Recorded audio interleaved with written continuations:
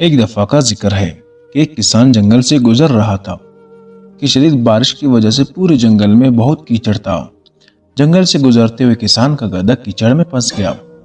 اس نے گدھے کو کیچڑ سے نکالنے کی تنہا بہت کوشش کی، مگر سب رائے گا گیا۔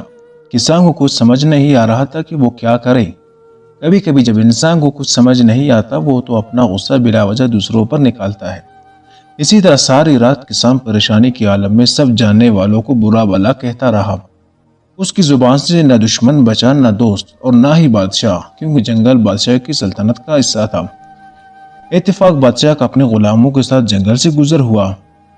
سب نے سنا کہ ایک کسان بادشاہ کو برا بھلا کہہ رہا ہے۔ اچانک کسان کی نظر بادشاہ پر پڑی۔ وہ بہت پریشان ہوا کہ بادشاہ نے سب کچھ سن لیا، اب اس کا انجام بہت برا ہوگا۔ اسی وقت غلاموں نے بادشاہ کے کام بھرنا شروع کر دیے۔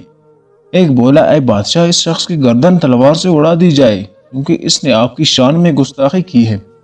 دوسرا غلام بولا، اے بادشاہ، اس کو قید خانے میں ڈال دیا جائے کیونکہ اس نے نہ صرف آپ کو برا بھلا کہا بلکہ آپ کے خاندان کی بھی برائی کی ہے۔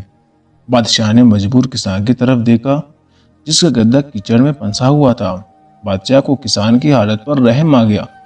اس نے کسان کی نامناسب باتوں کو معاف کر دیا اور اپنے غصے کو پی گیا۔